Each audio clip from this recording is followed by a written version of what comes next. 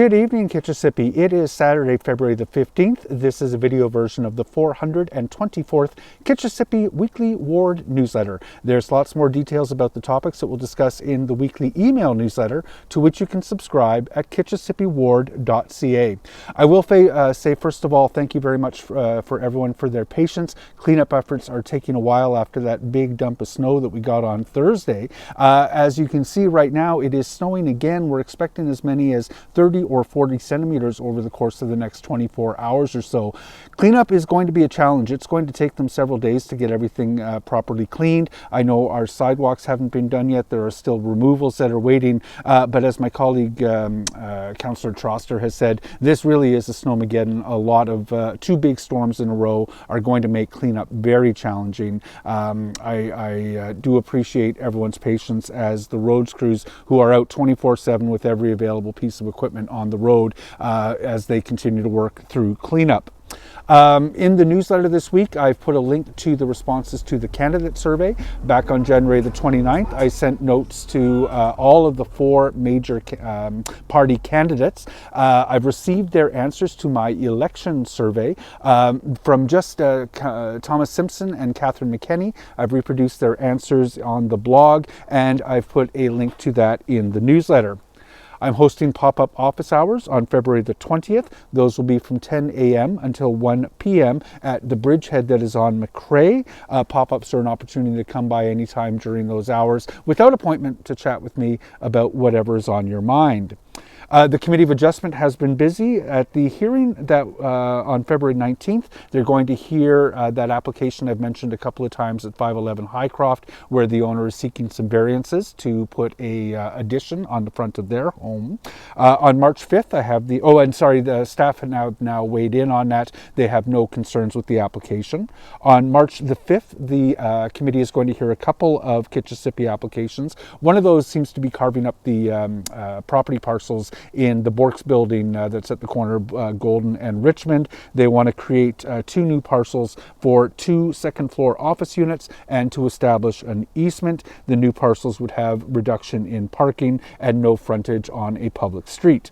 And at 30 Railway, the owner is seeking to permit a reduced lot area, lot width, and rear yard setbacks for the construction of a 9-unit low-rise apartment building. From the February the 5th hearing, the application at 346 Roosevelt was granted, as was the application for variances and I believe severance at 451 Roosevelt. The application at 60 Hampton, I'm not entirely sure what happened there, was adjourned indefinitely. I'll be curious to find out why that wasn't moving forward. It will require further public notification if and when it returns to the committee. I've also got a note in the newsletter with respect to the water main repair at the 417. Obviously that's been very busy in sort of the Bayswater Fairmont area. There are going to be some generators running. The residents who are going to be most immediately impacted by that are receiving direct notice. But at Bayswater and at Holland, residents are going to see some ventilation infrastructure put in place. While I don't expect that will have any impact on anybody, I know I'll probably get questions about it. So I've got a couple of details in the newsletter.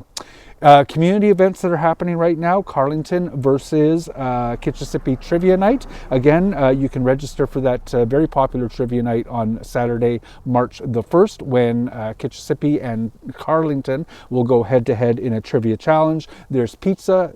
Register through the link that's provided in the newsletter. The coldest night of the year fundraiser is currently on. It's one of the key fundraisers for Cornerstone Housing for Women. They're seeking to raise about $100,000.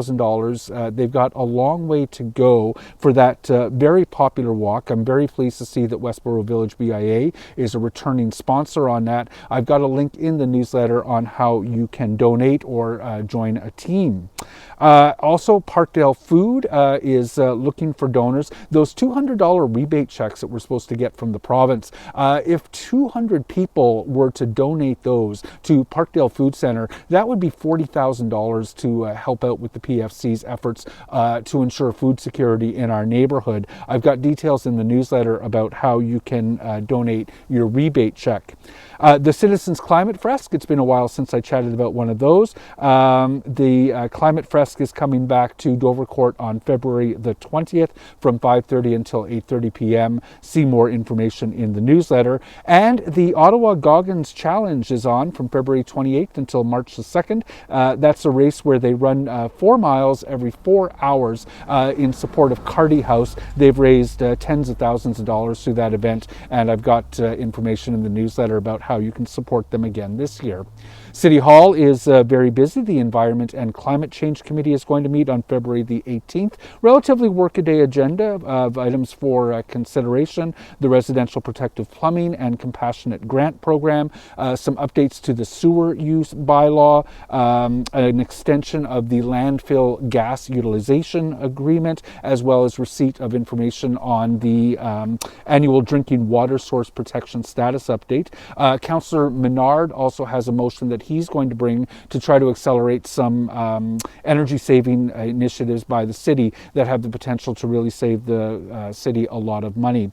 And at the Emergency Preparedness and Protective Services Committee, they're going to meet on February the 20th with a short agenda that includes receiving responses to inquiries from councillors with regard to on-demand accessible taxicab service and illegal dumping, and to consider a report from the Ottawa Fire Services Station Location Study, which proposes approving the expansion and renovation of stations 93 and 94. Take a look in the newsletter for a link to that agenda for all the details.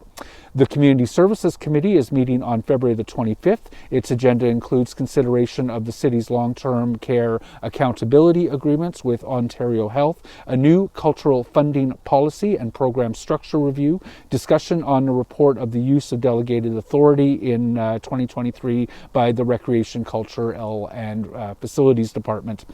There is also receipt of a memo on the progress of the Community Safety and Wellbeing Plan, and Councillor Kavanagh has a couple of motions related to the Belltown Dome. So very busy meeting for them. Take a look at all the documents online. I've kept it fairly short tonight because it is fairly cold, and there is a lot of snow coming down. Kitchissippi, be prepared, charge up your devices, and hopefully we're cleaned up from this storm sooner rather than later. Kitchissippi, thank you for watching, and have a good night.